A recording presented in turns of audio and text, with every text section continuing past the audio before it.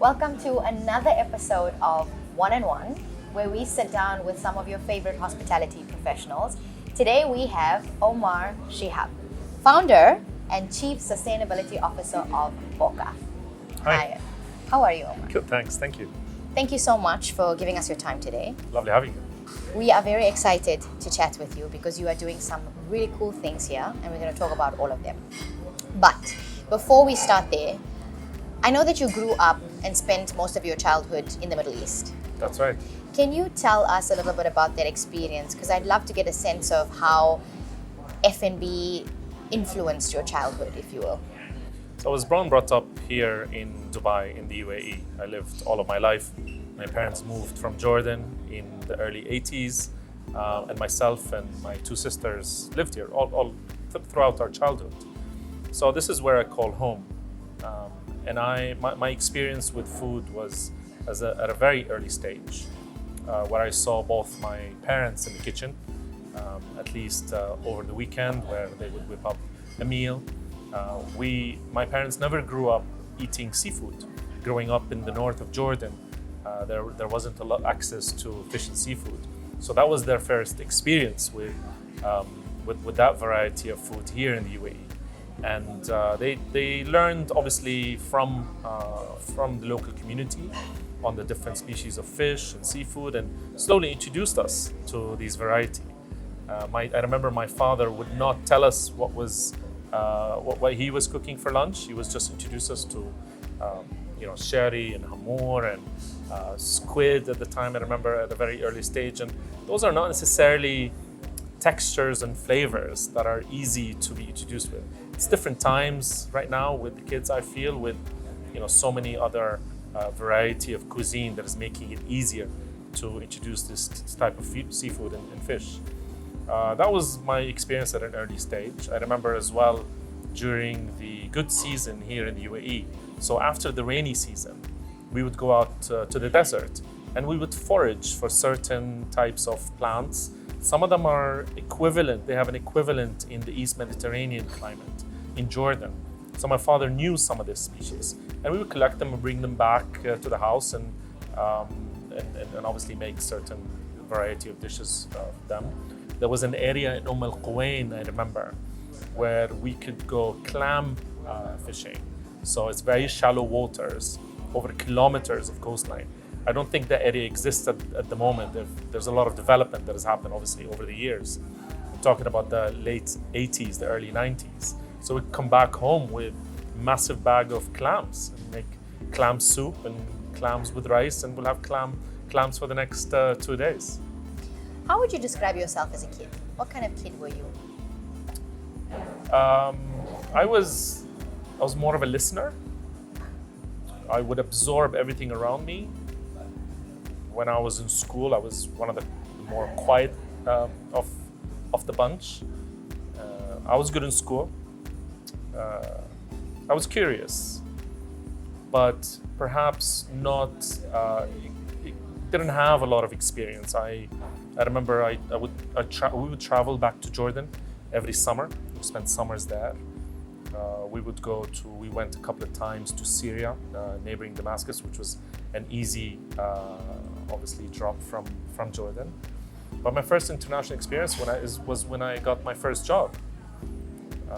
And obviously that was, I didn't take it for granted, and I was just absorbing everything, and I would read up everything on that city, wherever I was going, on that country, and I would absorb everything. And obviously gastronomy and food was a very important part, starting from street food, starting from visiting people's houses. I did extensive travel in Africa during my early years, and I will never forget that. And I'm talking about different regions in the continent. So I would spend, I think, the majority of my year, every year, satelliting between the main bases, between Nairobi and spending time in Kenya and the neighboring countries, in Lagos for West Africa, in Casablanca for North, obviously in Cairo and Johannesburg for South. And those were some of my best memories, like overall in travel, in experiences, in making new friendships and connections, but also in terms of food. I think it's such a beautiful reminder that you have just said to us all, that food is such a big part of travel, because it's how you experience the culture that you're in and the place that you're in. You experience the food of the people that live there. Sure. And having all of these beautiful experiences at that first job that you had, what was the moment in which you realized that you want to do something more with food than what it is you were doing at the time? I don't think it was option B or C even. I loved food. I loved spending time in the kitchen. I loved making meals for my family, for my friends. But I never intended to run a restaurant or open or find a restaurant or create a restaurant. It was during a gap year that I took from my first job with the intention of spending time to get a full-time studying, basically. That's what I wanted to do. And I found myself dabbling in a few projects during that year as I figure out my next step in my career. And during that time, my family had invested in a food and beverage operation. So I volunteered to assist and help out in running that operation. Because you had the time. Because I had the time. I believed that I had business sense, common sense, a passion for food and beverage. And that's really how it started. So everybody has like a knowing, deep down inside. What was the belief that you had, that you knew, one, I can do this, and two, I think it's going to be successful? I don't think it was from the get-go, like I said, because I eased into it.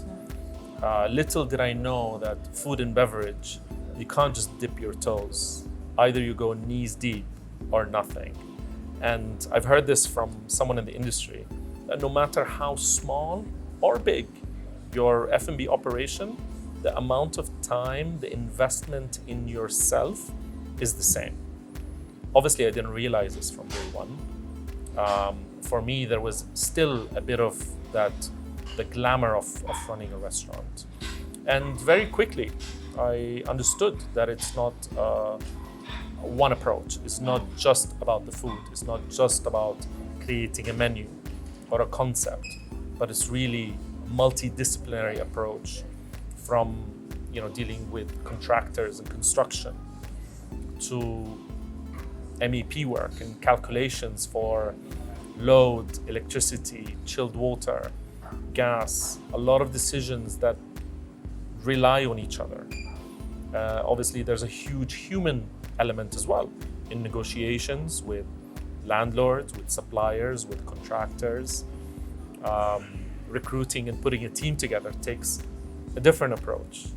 So initially, your thought was, okay, I have the time, I'm going to dip my toes in, like you said.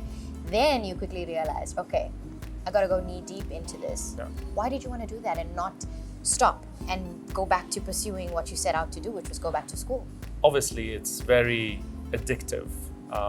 And there was obviously a belief, and there is still a belief. And obviously, that's the thing that feeds me, is that there is an opportunity to create a restaurant operation or an experience that can provide different value.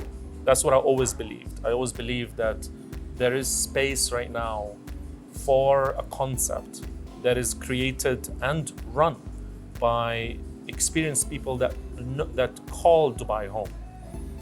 And that was the reason why we wanted to create a homegrown brand, because we believe that we have the capabilities of establishing an outlet that is on the same level of any international import. Obviously, with all respect to everyone that are operating brands from the big cities.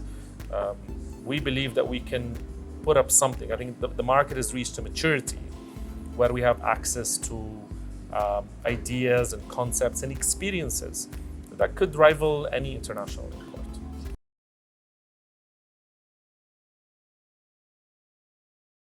That it can truly stand on its own. And I want to talk about the concept of BOCA. Mm-hmm.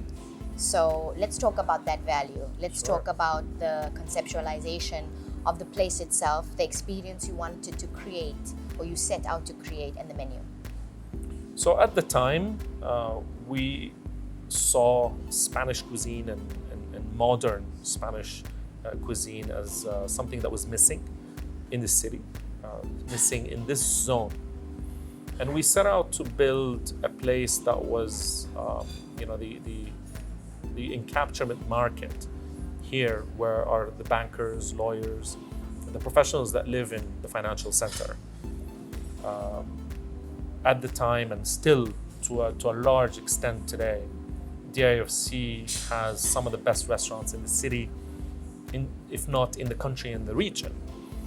The experiences are all on the top end in terms of fine dining, if you like, or luxury dining. Of course, that has to stay. The quality of food and service and the entire experience should not deviate a lot from that. But we can offer it in a slightly more relaxed environment. We can offer it in a slightly friendly environment with a much more approachable price point. Something that has an all-day open kitchen, something that has this style of tapas at the heart of it. So community, a place where everyone is welcome throughout the day.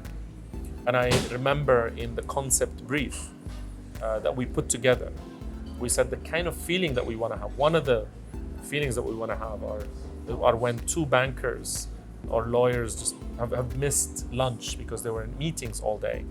And they would come down to BOCA, where the kitchen is open, and they would order a round of tapas and a few drinks.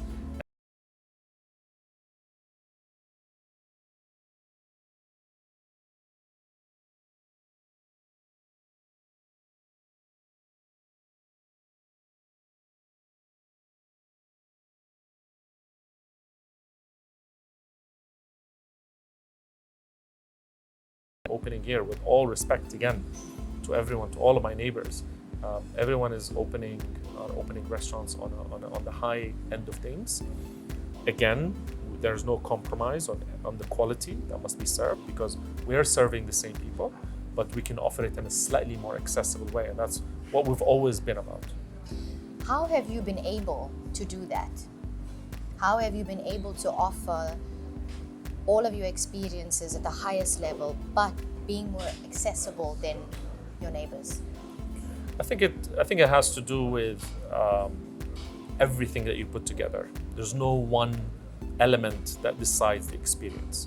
It's the kind of fit out that you choose. It's the style of chairs, the tables without tablecloth, the attitude and the style of the service and the waiters, the way that you present menus, stuff that is more accessible, some stuff that are easier to perhaps be served all day, it's easier to share, if you like. That, I think, is one of the main elements that sort of dictates that direction. And the focus on community, the focus on everything that is homegrown, the focus on recruiting homegrown talents, and at the same time, no compromise on quality is what happens in the back, what happens when we choose our ingredients. And obviously we have to be careful here, because we want to obviously serve high quality ingredients with a big focus on obviously local again. But at the same time, we want to avoid the luxury ingredients, things like, that we all love, caviar and high-end meats and seafood. So how do you do that? That's always the line that we're walking. We're constantly. BOCA is doing some really cool, incredible things when it comes to sustainability, and you have taken the title of Chief Sustainability Officer. Before I even ask you to tell me all of the wonderful things BOCA is doing, why did you choose to chief that role? I found myself spending more than half of my time thinking about all of the aspects of sustainability, not just for the restaurant, but for the industry overall. And it's really critical. I think we might get to a stage, we're not there yet, as an industry, where we will need some sort of title or some sort of accountability for sustainability claims that we will be making. The first step for any restaurant or operation or business overall on the sustainability journey is to commit, is to say, I commit on the highest level to achieving greater sustainability within my operation overall, aligning to a certain theme. And us in the food and beverage industry, food security, food waste, and food loss is one of the biggest themes. So by just committing to reducing food waste, for example, food waste and food loss by 10% is enough to start any journey. I think the concept of sustainability can be very overwhelming, mainly because we have different ideas of what it means. Are we talking about volunteer work and CSR and beach cleanups, or are we talking about plastic straws? The method that I prefer is the one where we take a holistic approach. We are an entity, a business. We consume and purchase a whole spectrum of things, not just food. And there is waste that is produced out of this. We consume resources, electricity, chilled water, gas, water. Can we be more responsible about that? And then there's obviously all the community factor. So internally, the welfare of our staff and the community that we belong to in the place where we exist. So having a title of sustainability officer, and it doesn't have to be that big of a title. It's not a role that I think restaurants are maybe generally ready to invest in. But this could be on a small scale. We formalized a position of a waste officer on site. And this is someone that already has a position with us. But we wanted to have a little bit more accountability and give the responsibility in the hands of one person. So that person's role is to make sure that we are segregating 6 types of waste. And before each item leaves the restaurant, measurement is taken. Not necessarily by that person, but the people who are responsible for doing that work. So it doesn't have to be as a formal, as a big sustainability title. It can start small, or it can start among the different people. Sustainability is also multidisciplinary, and it touches multiple departments, if you like. So it really takes that holistic approach, and it takes a formal title, one person to be accountable, so that you can measure, so that you can report, so that you can have one person to go to or one group of people to go to. I think that's really what I wanted to establish. So I'm already doing a lot within that domain, and I wanted to hold myself accountable and my establishment accountable to everything that we set out there to claim.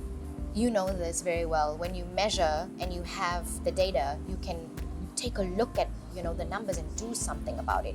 I know you have, even on your menus, you've got so much stats about your own footprint within BOCA. Can you explain a little bit about the most surprising things you found when you started measuring, and the simple yet effective things you've done to be more sustainable? There's a very important saying, and a lot of people who've gone through engineering in the past, they will know that you cannot change what you cannot measure. And that is the approach that we took in sustainability. Initially, when we set out to look at waste, there were 2 discussions 6 years ago: plastic straws and food waste. So I wanted to take a step back and understand, what is more important? Is it that, or is it something else that we're not aware of? Can we start looking at waste from an overall perspective? And that is really what triggered us to set up a small little system, formalize that waste officer position, start segregating up to the best of our knowledge, not necessarily driven by any policy or any regulation that is in place. And then move to measuring every bag that leaves the restaurant. And it's a very simple system. It's a scale at the entrance, at the exit of the restaurant. So before every item that leaves, the restaurant to go down to facilities, weight is taken and recorded on a sheet of paper. And the waste officer consolidates that in a very simple Excel sheet. He or she doesn't have to own a laptop, which is access to it. And every month, that data is consolidated. And now we can make conscious decisions, and with the limited time that we have, because we are first and foremost hospitality professionals that are running busy operations. We have 1,001 things to do on a daily basis. So in order to prioritize our efforts and have the largest impact, data is your best friend, and that's when you can make these decisions. You've just made it so simple. You've made it so simple that it's easy to digest, and it's easy to do, and it's easy to understand. And it just goes to show you that yes, there are so many other more extensive, complex ways to do sustainability, efforts in bigger organizations and in bigger hospitality groups even. But you've shown us, I think, how simple it can really be just to get the right information to do the right things. It has to be. It has to be simplified, and it has to be done systematically. Like I said, we are first and foremost hospitality professionals, and we have that job and that promise to our guests to serve them good food, good beverage, great service in a comfortable environment. Now, if we can do that while maintaining responsible operations, these are the standards that we've set ourselves against. Now, how do we do that? How do we unpack everything in sustainability and make it relevant to us in the way that it will have the biggest impact, but at the same time does not disrupt our operation? So the only way to do this is to really understand where are the biggest pain points for us as a restaurant operation. Is it really waste? Is it sourcing? Is it emissions that are coming from a certain place? And there is no way to do any of this without understanding in a scientific approach, to a large extent, where are all of these pain points coming from? So waste data allows us to understand that glass is our highest waste by weight. Running carbon emissions allows us to understand where is the real impact. Finding out that just by simple practices of saving energy, electricity, water, chilled water, it goes a long way. So just switching off the lights at the end of the shift. Obviously, you can't touch your fridges or your chillers, but you can make sure that they're maintained up to a certain standard that will not allow for leakages or overconsumption. And then where and what kind of food you're using. Are you using better meats? Are you using more plant-based dishes? Where you're sourcing a lot of that food. A lot of that goes a long way. What do you make of the shape of the F&B landscape today? Because you've been around. Mm-hmm. So what do you think of the shape that it's in currently? Extremely competitive, very exciting at the same time. And we're on this fast trajectory at the moment, upwards hopefully, where we're seeing everyone up their game in every domain, in every cuisine or type of experience. There is a lot of work that is being done by some of the most professional and some of the best operators in the world, eyeing our region. And where we are today, post-pandemic, is a place that no one expected, I guess. Obviously, with the leadership guiding the country to constantly be on top of everything that is latest, the willingness, the strong will to make things happen, to remain open for business, to attract investment and people to come in and visit and see the establishments, and the introduction of a lot of the new platforms of the highest of gastronomy in the world has attracted a lot of big chefs to open up space over here. So all of that has contributed to an extremely dynamic, very exciting, yet very competitive environment for food and beverage at the moment. I mean, that sounds like such a wonderful landscape that you've just described. There is so much investment, more than I think we've seen before. There's so many new concepts, so many budding entrepreneurs are deciding to become F&B entrepreneurs, Sure. not just tech entrepreneurs now. Yes. What do you think, in your opinion, is the one thing that is attracting everybody to the F&B space the way that it's attracting everybody today? So it's a mix of things. So if you like I said, Dubai is open for business and open in a grand and a very aggressive way. Locations throughout the city, phenomenal developments. So that is obviously an attractive point. Another point is the availability now of all the big standards, Go 50 Best, Michelin.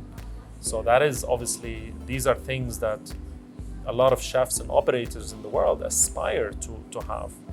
And in a market where that has just been introduced, it makes it there's another new excitement level to introduce guests and diners to certain experiences that we never saw before and we never thought would be possible here. It does sound very exciting, but it's also, like you mentioned, aggressive and highly competitive. Of course. How is one supposed to survive in this exciting world? That's the question. That's the question. I think staying genuine, staying true to your concept, having an element of introducing something new, a new ingredient, a new thought, a new experience, without alienating diners too much. I think guests are looking to be handheld and guided into something new. They are ready, they are open for new flavors, for new experiences, for new seating environments, for new stories. I think that goes a long way. Having that story element is missing, and not just done by the head of the operation or the main chef. But if that can be instilled into every member of that restaurant, if it all moves into that same direction collectively, and you can feel the elements of whatever that thing that restaurant stands for, I think you've got a differentiating factor. From that point onwards is to continue to build on that, because it's a continuous exercise. You have to be constantly shouting on top of the roof about what you're doing throughout all the channels that you have access to, directly to your guests, obviously through your regular channels or social media, all your reach. You'll have to be constantly reminding people that you exist and you're doing really well and you're thriving and introducing them to something new every season. Speaking of stories, what is BOCA's story, or what would you like BOCA's story to be? I think the homegrown aspect, the fact that we created a restaurant from the city, for the city and for the world. The element of place is extremely important, I believe, when you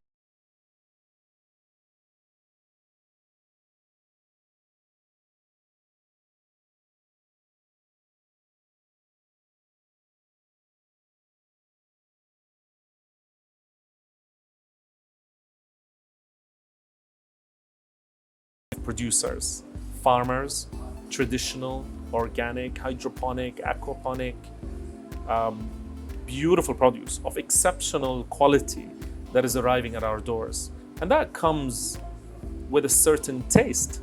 When I serve Dibabe oysters, these are warm water oysters. It's very hard to replicate that taste in any other oyster. There are phenomenal oysters coming from all over the world, but that one is distinct in a very good way. Fish and seafood, the vegetables that we have access to now, tomatoes that are growing here, beautiful produce. We've gone an extra step where we've introduced endemic and native species that live here. Going back to the origin story, where I was with my father and my sisters and my mom, we used to forage in the desert, things that would just grow out after the rainy season. We've introduced them now, and these allow us to have conversations about, obviously, the fact that Yes, we live in the desert, but we've got 1,400 kilometers of coastline to have access to all of this seafood and fish. And yes, it is scarce, but there are a lot of things that grow here. It's scarce, but it is there. What is your next great adventure, Omar? I think now everything that we know today about the way that we like to run operations, hospitality business, that has this ethos and this conscious mind in the back. It's very hard to unsee it. We see everything through that lens. So if we're given an opportunity to create a new restaurant operation from scratch, applying everything that we know, all the knowledge that we've gathered throughout the years, I think that would be a phenomenal opportunity to showcase the resources that we have access to build something that is truly from the UAE and truly sustainable. I think that will be an exceptional exercise. I think so too, and I really hope that for you. So Omar, it has been such a pleasure having this chat with you. Thank you for your time. Before you go though, as a final round of questions, lunch or brunch? Brunch. City view or ocean view? Ocean view. Spicy or sweet? Spicy. Red or white? White. Vacation or staycation? Vacation. Perfect. Thank you so much, Omar. Thank It's been such a pleasure talking to you. Likewise. Thank you so much. Thanks.